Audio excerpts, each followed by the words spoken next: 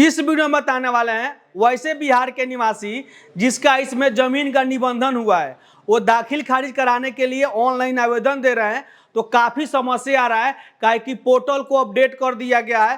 पहले जो होता था आपको अलग तरीका से दाखिल खारिज के लिए आवेदन दिया जाता था और अब आपको अलग तरीका से दाखिल खारिज के लिए आवेदन दिया जा रहा है। तो नए जो कि अपडेट के अनुसार तकरीबन 3 दिन पहले इसको अपडेट किया गया वेबसाइट को। तो सारा प्रक्रिया आपको स्टेप बाय स्टेप बताने वाले हैं। थोड़ा सा वीडियो आपको लंबा होगा, बिल्कुल ध्यान पूर्वक देखिएगा। काहे कि अब जो कि दाखिल खारिज करना सभी के बस का बात नहीं है। तो इस वीडियो को अगर आप देख लेते हैं तो मैं 110% गारंटी बोलता हूं कि आपको दाखिल खारिज करने में, ऑनलाइन आवेदन करने में कोई आपको प्रॉब्लम नहीं होगा। तो चलिए शुरू करते हैं। जब आप इस वेबसाइट पर आ जाते हैं तो उसके बाद आपको क्लिक करना है ऑनलाइन दाखिल खारिज करे आवेदन। यहाँ पर क्लिक करने के बाद फर्स्ट टाइम अगर आप आते हैं तो भैया आपको रजिस्ट्रेशन करना होगा। तो रजिस्ट्रेशन करने के लिए रजिस्ट्रेशन लिखा है कि इस पर आपको क्लिक करना है और यहाँ पे अपना नाम, date of birth, gender, category, Aadhaar number, mobile number, alternate एक मोबाइल नंबर, यहाँ पे रिलेशन जिस प्रकार से होगा, अपना जो कि आवेदन जो कर रहे हैं जैसे दाखिल खारिज के लिए उनके बीच में आपका क्या संबंध है, सब कुछ आपको डालना होगा। ईमेल आईडी और यहाँ पर भी address, town, district, state, pin code, captcha डालकर रजिस्टर कर लेना। आपके मोबाइल पर एक OTP जाएगा, वेरीफाई करिएगा। उसके बाद उसी से आपको लॉगिन होगा, बार बार उस नंबर को वेरीफाई करके। ये जो कि ये पहले रजिस्ट्रेशन में रिलेशन आपसे नहीं पूछा जा रहा था। जो कोई आदमी आवेदन कर रहा है खुद ब खुद ऑनलाइन के माध्यम से वो अपना जो कि रिलेशन टाइप डालेगा जो आपको सेल डीड पर होगा। या कोई साइबर कैफे वाला है तो अपना जो कि जिस प्रकार से होगा नॉर्मली अपना कुछ भी इसमें फिलअप करके अपना आईडी को बना सकता है। समझ गए। अब चलिए यहाँ पे ऑलरेडी मेरे पास आईडी है, उसको हम लॉगिन करके आपको दिखा देते हैं। जब आपका आईडी बन जाएगा तब खुद ब खुद लॉगिन भी आप भी कर सकते हैं। और यहाँ पे अपना मोबाइल नंबर डाल देते हैं। इस कैप्चा को यहाँ पे डालकर साइन इन पर हम क्लिक कर लेते हैं। उसके बाद आपके मोबाइल पर एक OTP जाएगा, उस OTP को आपको यहाँ पे लिखकर कन्फर्म पर क्लिक करना है। जब आप लॉगिन हो जाइएगा तो यहाँ पे आपका नाम आ जाएगा, जिस प्रकार से आपका नाम होगा अब आपको ऑनलाइन आवेदन देना है। तो दाखिल खारिज करे पर, आवेदन करे पर आपको क्लिक करना है। आपका डाटा ऊपर में खुल के आ जाएगा। अब किस जिले का जमीन का आपको दाखिल खारिज के लिए आवेदन करना है उसका जिला आपको इसमें सिलेक्ट करना होगा। उस जिले में आपका जमीन किस ब्लॉक में है उस ब्लॉक को आपको इसमें सिलेक्ट करना होगा, जो आपका ब्लॉक होगा। उसके बाद नया दाखिल खारिज करे पर आपको क्लिक करना है। उसके बाद सबसे पहले आवेदक का आपको प्रकार सिलेक्ट करना है। जैसे आप खुद से कर रहे हैं रजिस्ट्रेशन करके तो भैया आपको स्वयं करना होगा। अगर कोई साइबर कैफे वाला है आवेदन कर रहा है तो आवेदन कोई सेवा प्रदाता पर क्लिक करके किसी भी आदमी का आवेदन कर सकता है दाखिल खारिज के लिए। आवेदन का तृतीय पक्ष कोई संबंधित आदमी है, जैसे कोई रिश्तेदार है तो यहाँ पे क्लिक करके उसको भी कर सकते हैं। नॉर्मली भैया आप आवेदन करें कोई सेवा प्रदाता पर क्लिक करके आप करें, कोई प्रॉब्लम नहीं होगा। उसके बाद जिसके नाम से आप आवेदन देना चाहते हैं उसका नाम लिखिएगा। याद रहे अगर एक सेल डीड में 4-5 आदमी का नाम होगा तो किसी एक आदमी के नाम से आपको आवेदन देना होगा। 4-5 आदमी के नाम से आपको आवेदन नहीं देना होता है तो आपको फर्स्ट वाले का नाम लिख लीजिए, ज़्यादा अच्छा होगा। या आपको सेकंड, थर्ड कोई भी आदमी होगा उसका नाम आपको यहाँ पे लिख लेना है। वीडियो ध्यान से देखिएगा काहे कि काफ़ी समस्या होगा और सब लोग जो कि अब आपको दाखिल खारिज के लिए आवेदन नहीं कर पाएगा, काफ़ी समस्या होगा। उसके बाद आवेदक का जिस प्रकार पिताजी होंगे या उनका जो कि हस्बैंड होंगे वो अपना नाम लिख लेंगे यहाँ पे। आवेदक का अभिभावक में क्या आपको रिलेशन होगा, रिलेशन आपको इसमें सिलेक्ट कर लेना है। उसके बाद दाखिल खारिज का जिस प्रकार से सेल डीड के लिए आपको सेल परचेज बोला जाता है, एक्सचेंज के लिए अलग रूल है, गिफ्ट के लिए अलग रूल है। तो सभी का मैक्सिमम दस्तावेज आपको सेल परचेज वाला होता है, जो बैनामा जमीन को लिखाता है पैसे देकर, उसको सेल परचेज हम लोग बोलते हैं। जो आपको सेल डीड पर ऑलरेडी पैसा आपको बताया हुआ होता है कि यह जमीन फलाने आदमी से इतना लाख में हमने खरीदा हुआ है, इतना हजार में खरीदा हुआ है। तो यहाँ पे हम सेल परचेज पर क्लिक करेंगे। उसके बाद एक ईमेल आईडी कोई सा भी आप डाल लीजिएगा। ईमेल आईडी पर कोई इन्फॉर्मेशन आपको नहीं जाएगा। यहाँ पे एक मोबाइल नंबर डालिएगा, जिसके नाम से आदमी आवेदन कर रहा है उसी का नंबर आपको यहाँ पे डालना होगा। उसके बाद आपको यहाँ पे प्रेजेंट एड्रेस में आपको वर्तमान जिस प्रकार से आपका गांव का नाम होगा, टाउन का नाम होगा, आपको यहाँ पे लिखिएगा। यहाँ पे आपको पोस्ट ऑफिस लिख लीजिएगा, जिस प्रकार से होगा। लैंडमार्क भी आप लिख सकते हैं। यहाँ पे डिस्ट्रिक्ट आपको लिख लेना है। उसके बाद स्टेट आपका कौन सा, एरिया पिन कोड आपका कौन सा है, ये आपको वर्तमान है। दोनों आपका सेम होगा तो आपको यहाँ पे टिक कर लीजिएगा। अगर अलग होगा तो यहाँ पे भैया आपको अलग लिखिएगा, लेकिन मेरे हिसाब से आपको अलग नहीं लिखिएगा, क्योंकि काफी आपको समस्या भी आ सकता है। जो आप यहाँ पे लिखिएगा प्रेजेंट में वही आप जो कि परमानेंट में भी आप यहाँ पे लिख सकते हैं, स्थायी पता में, ठीक है। उसके बाद यहाँ पे आपको सेव नेक्स्ट पे आपको क्लिक करना है। उसके बाद यहाँ पे रजिस्टर डीड के अनुसार आपको डाटा फिलअप करना होगा। लेकिन यहाँ पे देखिए पहले ये अपडेट नहीं था, कि आपको टाइप 1 में डॉक्यूमेंट में क्या देना है, टाइप 2 में आपको क्या देना है। यह जो कि आपको तकरीबन 3 दिन पहले ही अपडेट किया गया है। हमारे मित्र एक है पप्पू चौरसिया जो मोतिहारी से हमको कॉल किए थे कि अपडेट आ गया है, वीडियो बनाकर बता दीजिए। तो हम तो भैया आयुष्मान कार्ड में काफ़ी बिजी है, इसी के चलते थोड़ा सा 3 दिन हमको लेट हो गया। यहाँ पर रजिस्टर्ड डीड में वही चीज़ आपको फिलअप करना है जो आपके पास सेल परचेज वाला होगा। इस प्रकार से बैनामा आपका रजिस्ट्री हुआ है सेल परचेज वाला, तब आपको इस केस में इसको टिक रहने देना है। और आपको अदर डॉक्यूमेंट है जैसे आप बंटवारा का कागज लगाए हुए हैं तो उस कंडीशन में आपको यहाँ पे टिक करना होगा। या आप अलग प्रकार के भी कोई आप बंटवारा का या जमाबंदी संबंधित कोई आवेदन देना चाहते हैं तो आपको यहाँ पे अदर पर ही क्लिक करना होगा। यहाँ पे गिफ्ट के लिए कर सकते हैं, पार्टीशन के लिए कर सकते हैं, एक्सचेंज के लिए कर सकते हैं, सेल परचेज के लिए आप यहाँ पे कर सकते हैं। मैक्सिमम केस में अगर आपको कुछ समझ में नहीं आता है, बंटवारा वाला कागज नहीं है, तो भाई यहाँ पर रजिस्टर्ड डीड ही आपको सिलेक्ट करना होगा। उसके बाद जो आपका सेल डीड का नंबर होगा, जिस प्रकार से दस्तावेज नंबर आपको यहाँ पे लिख लेना है। उसके बाद कब वो जमीन को परचेज किया गया था वो आपको दस्तावेज पर ही ऊपर में ही लिखा होता है मिडिल में, जिस प्रकार से उसको यहाँ पे पहले आपको क्लिक कर लेना है। उसके बाद आपको ईयर को इसमें सेलेक्ट कर लेना है, उसके बाद आपको मंथ को सिलेक्ट करना है, उसके बाद डे को आपको सिलेक्ट कर लेना है। उसके बाद अमाउंट जो आपको सेल डीड पर ही लिखा होता है कि हमने इतना लाख में खरीदा हुआ है जिसका आधा मूल्य इतना होता है, तो पूरा मूल्य जो होगा आपको यहाँ पे लिख लीजिएगा। जैसे यह जमीन हमको 1.5 लाख में खरीदा गया है तो यहाँ पे हम 1.5 लाख लिख लेते हैं। और यहाँ आप देखिए जिस प्रकार से यहाँ पे आपका निबंधन कार्यालय होगा वो आपको शो करेगा, लेकिन निबंधन कार्यालय किस केस में आपको शो करेगा, जब रजिस्टर्ड डीड यहाँ पे आप सिलेक्ट करिएगा। अगर आप यही काम अदर डॉक्यूमेंट में आप करते हैं तो भैया यहाँ पे आपको किसी भी प्रकार का कोई सिलेक्ट नहीं होगा, नहीं आपको शो करेगा। तो अदर डॉक्यूमेंट में किसके रिगार्डिंग, किसके चलते आप आवेदन दे रहे हैं, जैसे यहाँ पे एक ग्राम पंचायत बंटवारा होता है तो उस कंडीशन में अगर 100 रुपये के स्टाम्प पेपर पर बंटवारा के लिए आवेदन दे रहे हैं तो भैया अदर डॉक्यूमेंट आपको करना होगा। उसके बाद यहाँ पे लिख देना होगा कि ग्राम कचहरी, ठीक है। तो इस कंडीशन में ही आपको यहाँ पे लिखना होगा। अगर यहाँ पे बंटवारा का कागज होगा, अगर अदर कागज होगा तो आपको यहाँ पे जो रजिस्टर्ड डीड वाला सिलेक्ट करिएगा और यहाँ पे जो आपका निबंधन कार्यालय होगा उसको आपको सिलेक्ट करना है।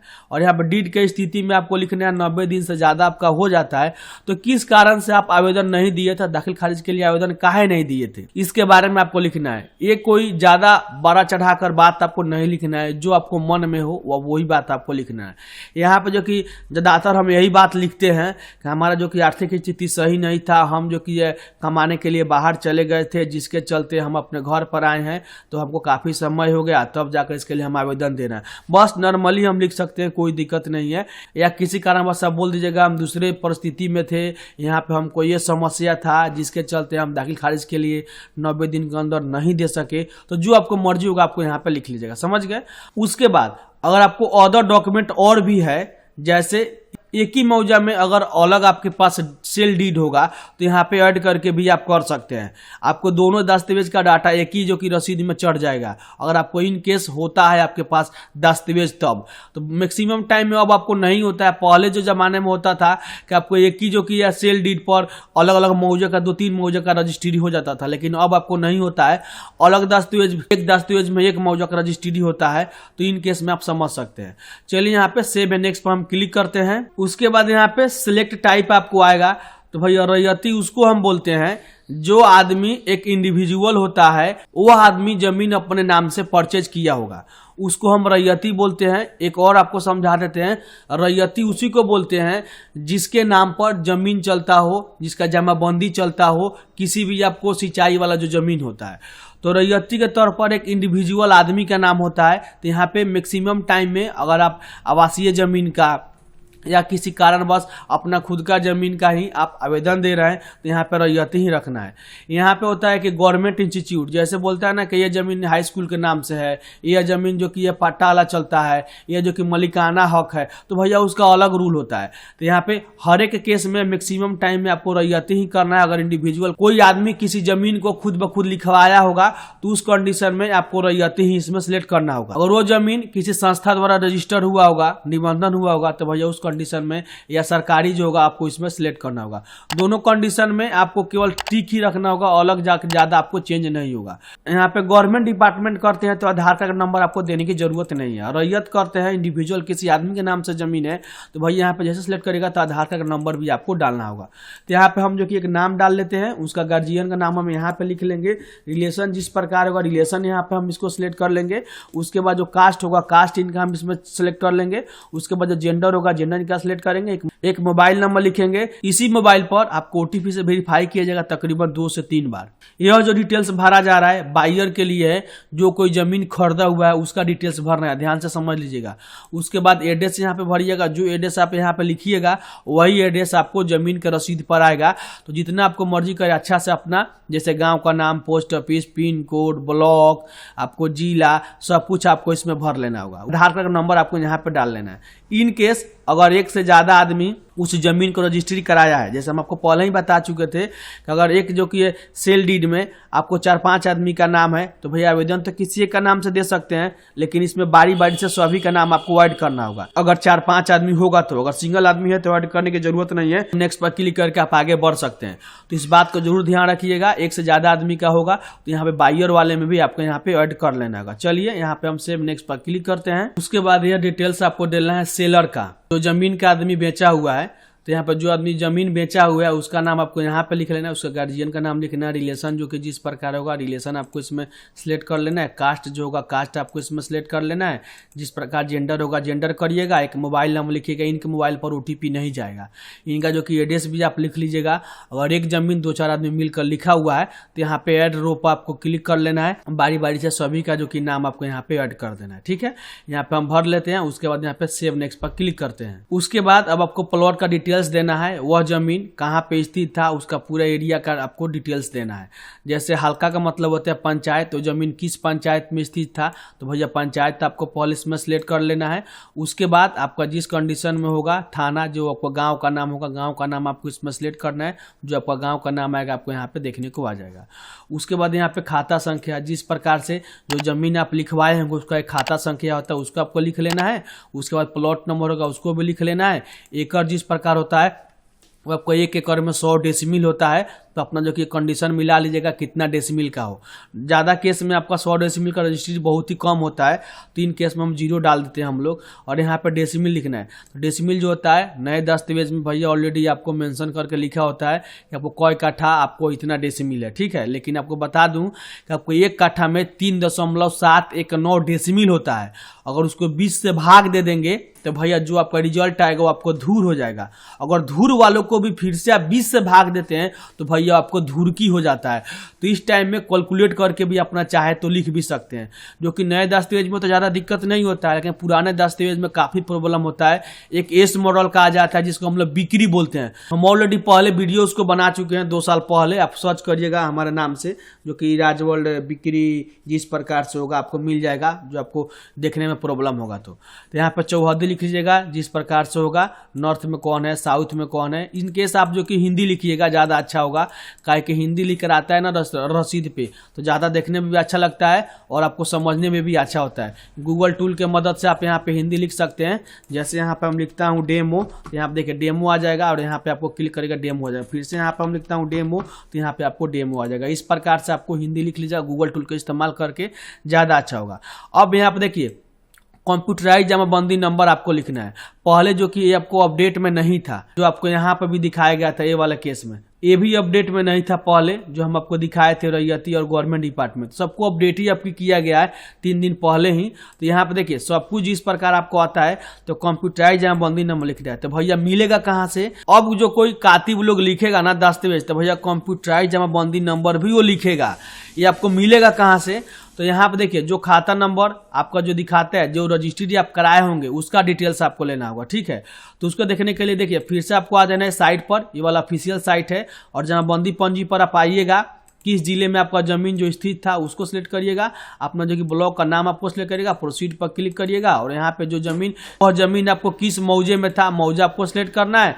उसके बाद खाता संख्या आपको यहाँ पे लिख लेना है, और उस कंडीशन में आपको जो कोई खाता नंबर होगा खाता नंबर आपको यहाँ पे लिखिएगा, और यहाँ पे जो कि सुरक्षा कोड मेरे केस में 7 दिख रहा है, तो हम क्लिक कर सर्च पर क्लिक करते हैं तो यहाँ पे देख सकते हैं यही जो कि कंप्यूटराइज जमाबंदी नंबर है। हम आपको दिखा देते हैं प्रूफ के तौर पर, ज्यादा कुछ आपको नहीं दिखाएंगे क्योंकि मेरा आयुष्मान कार्ड वाला वीडियो जो कि डिलीट हो गया थोड़ा सा, जो कि किसी का मोबाइल नंबर अंक दिख गया था। तो भैया हम आपको ज्यादा ब्लर ही करके दिखाऊंगा, काफी प्रॉब्लम हो रहा है हम लोग को आजकल, वीडियो डिलीट कर दे रहा है यूट्यूब डायरेक्ट, समझ गए। तो यहाँ पे कंप्यूटराइज जमाबंदी नंबर जो दिख रहा है इसी को आपको कॉपी करना है। यहाँ पे देखिए अगर हम मनोज कुमार यादव का जमीन हम खरीदे होंगे तो यहाँ पे कंप्यूटराइज जमाबंदी नंबर तो हमको मिल जाएगा ऑलरेडी। तो भैया पाठ पृष्ठ वाला होगा तभी तो आपको चलेगा, कोई आपको दिक्कत नहीं होगा। तो यहाँ पे जो कि मनोज कुमार यादव का हमें कंप्यूटराइज जमाबंदी को कॉपी करते हैं और फिर से हम आ जाते हैं इस साइट पर और यहाँ पे कंप्यूटराइज जमाबंदी को हम जो क्या करते हैं यहाँ पे पेस्ट करते हैं। तो भैया नहीं होगा, तब हम आप क्या करेंगे तो यहाँ पे ऐड लिखा गया, इस पर हम क्लिक करेंगे। उसके बाद से आपसे पूछा जाएगा, ये भी आपको अपडेट किया गया है, क्या विक्रेता स्वयं जमींदार है। तो भैया अगर आपके नाम से खुद का है तो यहाँ पे देखिए इस टाइम में इस आदमी का जमीन जो है ये खुद के नाम से है। जैसे मनोज कुमार यादव ही इस जमीन को अगर लिखा होगा तो भैया यहाँ पे इसके नाम से ही बोला जाएगा, बशर्ते जमाबंदीदार यहाँ पे नहीं है, कंप्यूटरीकृत जमाबंदी नंबर है, कोई प्रॉब्लम नहीं है। लेकिन इस केस में आपका जो कि है मनोज कुमार के ही नाम से, मनोज कुमार के नाम से जमाबंदी चल रहा है, लेकिन जमाबंदी नंबर आपको नहीं दिखेगा, नया वाला दाखिल खारिज में नहीं दिखता है, उससे कोई मतलब नहीं, आपका काम हो जाएगा। तो इन केस में हम यहाँ पे लाकर इसको बोलते हैं कि यह जो कि विक्रेता स्वयं जमींदार है। अगर यहाँ पे यस करते हैं तो भैया डायरेक्टली आपको कंप्यूटराइज वाले सेक्शन पर क्लिक करके आपको यहाँ पे डाल लीजिएगा और यहाँ पे सर्च पर क्लिक करिएगा तो उसका भैया डाटा यहाँ पे नीचे में आ जाएगा, समझ गए बात। यहाँ पे हम नो करते हैं तो उन केस में आपसे पूछा जाएगा क्या पश्चागत भूमि एक से अधिक हिस्सेदार है। यानी कहने का मतलब ये है कि जो आप जमीन का दाखिल खारिज कर रहे हैं, जो आदमी आपको लिखा हुआ है उसमें हक अभी और भी जो कि पटीदार लोग का है और भी भाई लोग का है, यही बात आपको पूछा जा रहा है। तो यहाँ पे अगर होगा तो भैया इसमें यस करिएगा, अगर नहीं होगा तो आपको इसमें नो करना होगा। अगर नो करते हैं तो भैया यहाँ पे आपसे डायरेक्ट पूछेगा कि आपको क्या आपको विक्रय पत्र जीवित जमींदार के सहमति के संलग्न पत्र किया है। तो भैया यहाँ पे आपको नो करिएगा, तो नहीं होगा आपका दाखिल खारिज, पहले बता देते हैं। लास्ट में जब ये वाला आएगा 3 केस में आपको यस करना होगा और यहाँ पे वही डिटेल्स आपको फिर से डाल देना है। अगर यहाँ पे कंप्यूटराइज जमाबंदी नंबर आप नहीं डालना चाहते हैं तो यहाँ पे पाठ पृष्ठ भी डाल सकते हैं। जैसे यहाँ पे भाग पृष्ठ को हम सिलेक्ट करते हैं, अब आपको भाग और पृष्ठ संख्या आपको डालना है। 3 केस में हम आपको दिखा देते हैं, जैसे मनोज कुमार यादव का 3 और 55 है, समझ गए। तो भैया हम यहाँ पे लिख देंगे 3 और यहाँ पे हम लिख देंगे 55।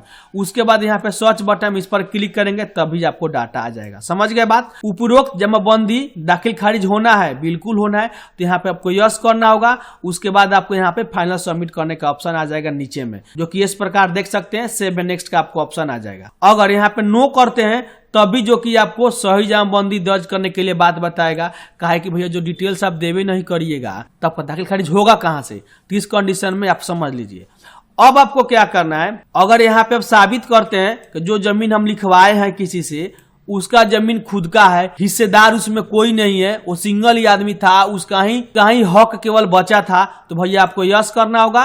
और यस करके क्या भूमि संयुक्त खाते में है तो यहाँ पे आपको नो करिएगा। और उसके बाद दस्तावेज को विक्रय हिस्सेदार का पद संलग्न होगा तो भैया यहाँ पे आपको यस करना ही होगा। और इस प्रकार से कंप्यूटराइज संख्या जो होगा आप यहाँ पे निकाले हुए थे ना, इस प्रकार से पहले निकाल लेना होगा ये डाटा, तभी जो होगा आपको अपडेट करना होगा।